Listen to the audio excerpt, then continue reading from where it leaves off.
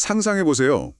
지금 다니시는 회사의 창립자이자 조직이 어떻게 굴러가는지 제대로 아는 유일한 리더가 어느 날 갑자기 긴급 회의를 소집합니다. 네, 갑자기 다 모이라고 하는 거죠. 맞아요. 그러고는 되게 덤덤하게 나 내일 영원히 이 회사를 떠납니다 이러는 거예요. 근데 걱정 마세요, 여러분은. 나 없이도 훨씬 더 위대한 일을 해낼 테니까요. 이렇게 덧붙이죠. 순간 어떤 기분이 들까요? 진짜 완벽한 멘탈 붕괴 상태겠죠. 특히나 그 리더가 팀의 모든 의사결정을 책임지는 중심이었고, 나머지 사람들은 그저 지시만 따르던 수동적인 상황이었다면 더더욱 그럴 겁니다. 먼저 패닉이죠. 가슴이 철렁 내려앉을 텐데요. 그렇죠. 인간은 본능적으로 불확실성을 끔찍하게 두려워하거든요. 상황이 약간 통제 불능이라고 느낄수록 눈에 보이는 확실한 지표나 나를 이끌어줄 외부의 강력한 권위자에게 필사적으로 매달리게 됩니다. 네, 정말 맞습니다. 그런데 오늘 우리가 이 심층 분석에서 깊이 파고들 자료를 보면요.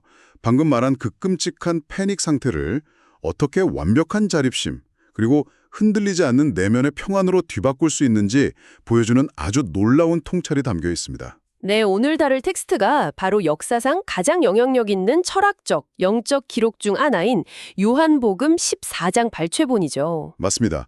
오늘은 뭐랄까 종교적인 맥락을 완전히 걷어내고요. 이 텍스트를 하나의 거대한 심리적 멘탈 모델로 접근해 보려고 합니다. 자, 하나씩 풀어보죠. 아주 흥미로운 접근입니다. 사실 이 대화가 일어나는 시점 자체가 방금 비유하신 그 비저너리 리더의 갑작스러운 영구결번 선언 직후거든요. 그 폭탄선은 직후의 팽팽한 긴장감 속에서 시작되는군요. 네, 스승이 제자들에게 폭탄 선언을 던진 직후 그 엄청난 혼란과 두려움의 분위기 속에서 텍스트가 시작됩니다. 스승은 일단 불안에 떠는 제자들에게 근심하지 말라고 위로하면서 문을 엽니다. 자, 오늘 이 심층 분석을 듣고 계신 여러분 중에 혹시 정보의 홍수 속에서 길을 잃은 것 같거나 인생의 큰 변화를 앞두고 심하게 흔들리는 분이 계시다면요. 오늘 이 대화가 여러분의 불안을 잠재울 완벽한 내면의 가이드가 될 수 있을 겁니다. 맞습니다. 텍스트를 조금 더 깊이 들여다보면요.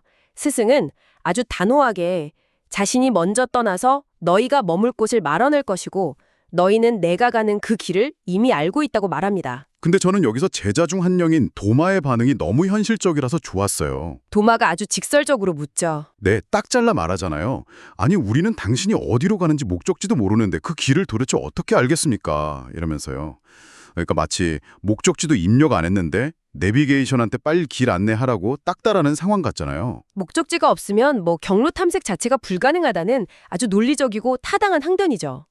당시 제자들의 세계관은 철저하게 공간과 절차에 묶여 있었거든요. 여기서 저기까지 가려면 어떤 물리적인 경로를 거쳐야 하는가 이런 매뉴얼적 사고방식이네요. 정확합니다. 하지만 여기서 스승이 내놓는 답변은 그들의 패러다임을 송두리째 뒤흔듭니다. 내가 곧 길이요, 진리요, 생명이다 라는 유명한 선언을 던지죠. 그러니까 방금 제 내비게이션 비유에 대입해보면요. 가이드가 지도를 보고 우회전을 3번 해라 이렇게 말하는 대신에 내가 바로 그 지도 자체다라고 말하는 거네요. 네, 가이드 자신이 곧 목적지이자 경로가 되는 거죠. 근데 솔직히 현실에서는 이게 좀 추상적으로 들리거든요. 구체적인 방법론을 묻는 사람한테 나 자신이 방법이다 라고 하는 게 도대체 어떤 심리적 효과가 있는 건가요? 여기서 정말 흥미로운 점은요. 인간의 사고방식을 어떻게 할 것인가, 즉 how에서 누구와 연결되어 있는가, 즉 who로 강제로 이동시키는 겁니다. 하우에서 후로의 이동이요? 네, 도마는 어떻게 가느냐는 절차를 물었지만 화자는 문제 해결에 궁극적인 해답을 추상적인 개념이나 지리적 위치에서 찾는 대신 존재 자체와의 동기화로 돌려버린 것이죠. 존재와의 동기화라. 현대 심리학으로 치면 어떤 외적인 행동 지침에 집착하는 대신에 핵심 가치관을 완전히 내재화하라는 요구와 같네요. 네, 바로 그겁니다. 본질적인 연결성이 확보되면 물리적인 경로를 모르는 데서 오는 불안감은 자연스럽게 소거되거든요. 방향성이 명확해지니까요. 이해가 갑니다. 우리가 흔히 삶의 위기가 닥쳤을 때 이제 어떻게 하지? A 플랜 쓸까? B 플랜 쓸까? 이러면서 스킬에 집착하잖아요. 맞아요. 보통 그렇게 반응하죠. 근데 진짜 중요한 건 내가 쫓고 있는 본질 혹은 신뢰하는 철학적 코어와 얼마나 제대로 주파수가 맞추어져 있느냐. 바로 그 자체라는 거군요. 그렇습니다.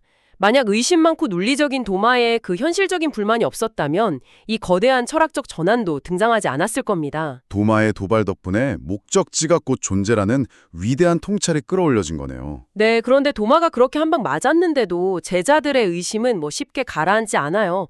이번엔 빌립이라는 제자가 나섭니다. 아, 빌립의 요구는 진짜 더 직설적이잖아요. 그럼 아버지를 우리에게 보여주십시오. 그러면 만족하겠습니다. 이러죠. 네, 이거 완전 현대 기업 회의실에서 흔히 듣는 말 아닌가요? 맞아요. 완전 대표님 철학은 알겠는데 그걸 증명할 수 있는 확실한 데이터나 눈앞에 보이는 실적 좀 가져와 보세요. 이거잖아요. 보이지 않는 가치보다 눈앞의 가시적인 증거를 우선시하는 인간의 전형적인 방어 기제죠. 불안하니까 무언가 손에 꽉 잡히는 물증을 원하게 마련이거든요. 아, 그렇죠. 증거가 없으면 불안하니까요.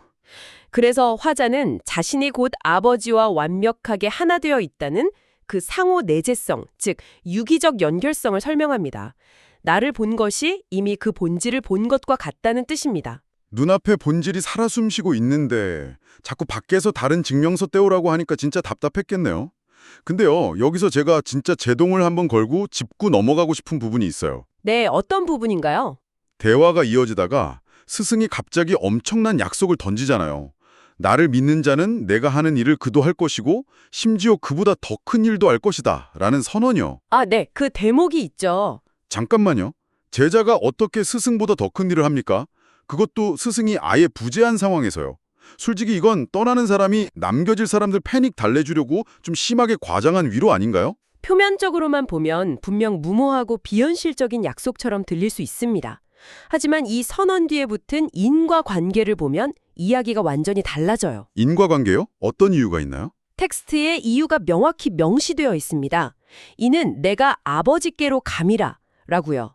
즉 스승이 떠나기 때문에 제자들이 더 큰 일을 할 수 있다는 역설적인 선언인 거죠. 아니, 스승이 곁을 떠나는 상실의 상황이 어떻게 더 큰 성취를 위한 필요 조건이 된다는 거죠.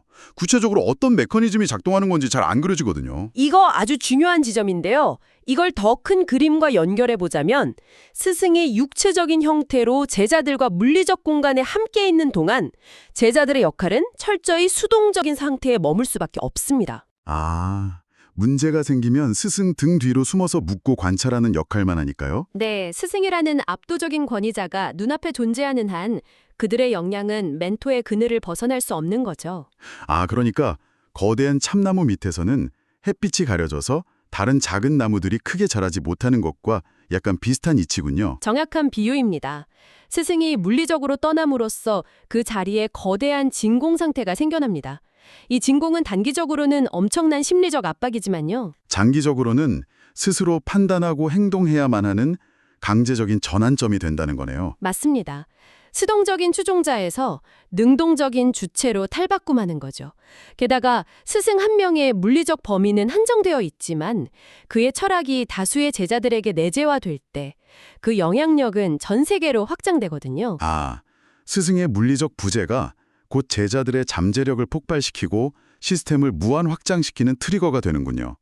그 설명 들으니까 멘토가 떠나는 게 단순한 이별이 아니라는 게 확 와닿네요. 네, 일종의 세포 분열이나 시스템 확장을 위한 불가피한 진통인 거죠. 이런 심리적 맥락에서 보니까 이어지는 또 다른 보혜사, 즉 진리의 영에 대한 약속이 왜 하필 이 타이밍에 나오는지 이해가 됩니다.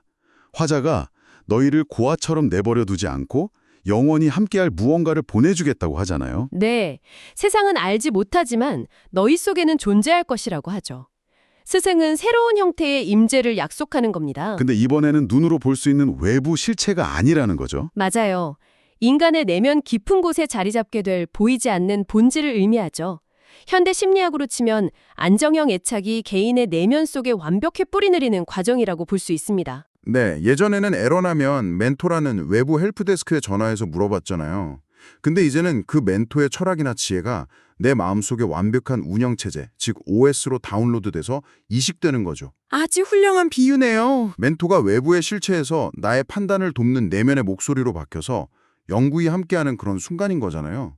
그 비유를 이어가 보자면 업데이트가 성공하려면 반드시 기기를 끄고 다시 켜는 재부팅 과정이 필요하잖아요. 스승의 부재라는 상실의 경험이 바로 그 재부팅의 순간인 셈입니다. 아, 재부팅의 순간이라 이거 진짜 소름 돋는 통찰이네요. 외부 권위에 의존하던 단계에서 벗어나서 스스로 통제하는 독립체로 진화하는 거니까요. 그렇죠. 그런데 여기서 또 다른 제자인 유다가 가만히 있지 않고 딴지를 겁니다. 가룟 유다가 아닌 다른 유다죠. 이 질문도 진짜 인간적이에요. 아니 왜 그 놀라운 걸 우리한테만 보여주시고 세상 사람들에게는 짠하고 안 보여주십니까? 이러잖아요. 네, 기왕 증명할 거면 전 세계 생중계로 기적을 보여주면 다 따를 텐데 왜 효율성 떨어지게 내면에만 존재하냐는 불만이죠. 이 질문에 담긴 의미가 뭔가요? 이 질문은 텍스트 전체를 관통하는 암과 관계의 본질을 끄집어냅니다. 세상이 요구하는 방식은 시각적인 충격이나 폭력적인 증명이거든요. 하지만 화자는 대중적인 쇼맨십을 철저히 거부합니다. 대신에 나를 사랑하는 자는 내 말을 지킬 것이고 우리가 그에게 가서 거처를 함께하겠다 이렇게 답하죠. 네, 세상을 향한 요란한 증명이 아니라 사랑과 신뢰를 바탕으로 한 아주 내밀한 관계망 안에서만 진정한 삶이 일어난다고 가르치는 겁니다. 그냥 머리로 암기하는 걸 넘어서 그 가치관을 깊이 사랑하고 실제 삶의 행동으로 옮겨야 한다는 거네요. 맞습니다. 사랑과 순종, 즉 계명을 지키는 것이 이 텍스 안에서 분리될 수 없는 하나의 패스워드처럼 묶여 있는 겁니다. 내 삶의 태도로 직접 살아내지 않으면 그 철학은 결코 내 것이 될 수 없으니까요. 자, 이제 이 치열한 대화의 결론부로 가보겠습니다. 마침내 이 텍스트의 정점 같은 엄청난 선언이 등장하죠. 나의 평안을 너희에게 주노라. 세상이 주는 것과 같지 아니하니 너희는 마음에 근심하지도 두려워하지도 말라. 이 대목이죠. 네, 여기서 세상이 주는 평안과 화자가 주는 평안을 좀 명확히 대조해봐야 할 것 같아요. 우리가 흔히 생각하는 평안은 통장 잔고 넉넉하고 건강하고 외부 위협이 완벽히 차단된 무균실 같은 상태잖아요.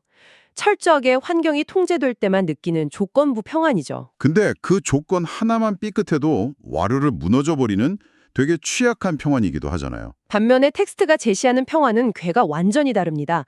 제자들의 상황을 보면 스승은 곧 죽음을 맞이할 거고 제자들도 엄청난 핍박을 받을 폭풍한 가운데 있거든요. 외부 상황만 보면 완전 최악의 재난 상태죠. 평안의 평자도 꺼내기 힘든. 그런데도 한치의 흔들림 없이 나의 평안을 준다고 선언합니다.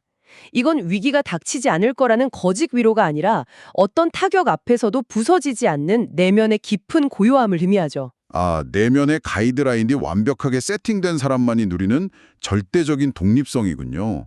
제가 이 전체를 읽으면서 가장 흥분했던 대목이 바로 이 다음이에요. 네, 극적인 반전이 있죠. 방금 전까지 근심하지 말라, 평안을 주노라 하면서 되게 따뜻하게 위로하잖아요.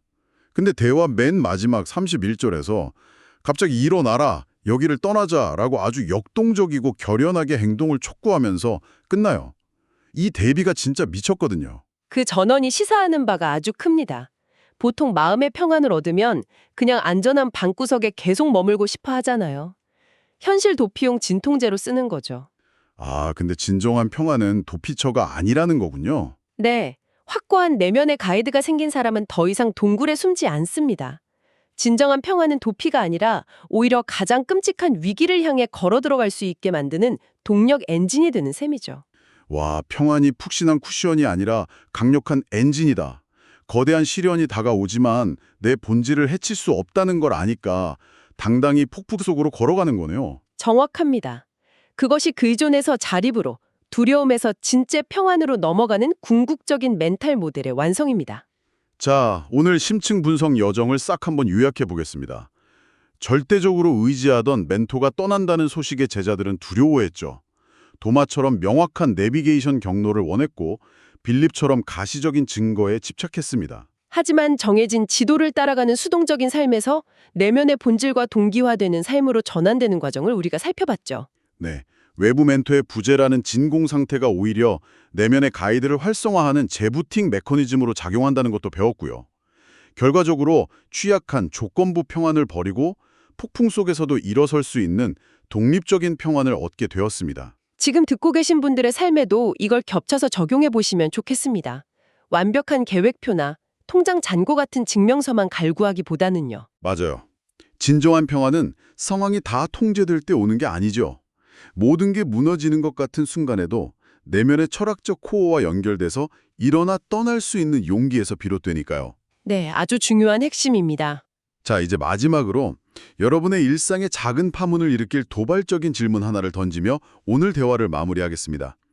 화자는 이 대화 후반부 29절에서 이런 말을 남겼습니다. 일이 일어나기 전에 너희에게 말한 것은 일이 일어날 때에 너희로 믿게 하려 함이라. 네, 아주 의미심장한 복선이죠. 만약 지금 당신의 삶에서 일어나는 걷잡을 수 없는 혼란이나 불안이 단순한 고통이 아니라요. 훗날 당신이 더 깊은 진리를 깨닫고 완벽히 자립할 수 있도록 미리 던져진 거대한 복선이라면 어떨까요? 네, 단순한 고난이 아닐 수 있다는 거죠. 지금 당신을 잠 못 이루게 하는 그 불안의 정체가 사실은 수동적인 추종자에서 능동적인 주체로 이끌기 위해 내면의 가이드가 켜고 있는 첫 번째 신호등이라면 말입니다. 오늘 밤 그 희미한 불빛이 당신을 어떤 위대한 확장으로 이끌지 한번 스스로 탐구해 보시길 바랍니다. 아주 깊이 생각해 볼 만한 주제네요. 네, 오늘 깊은 통찰 나눠주셔서 감사합니다. 여러분, 다음 심층 분석에서 뵙겠습니다.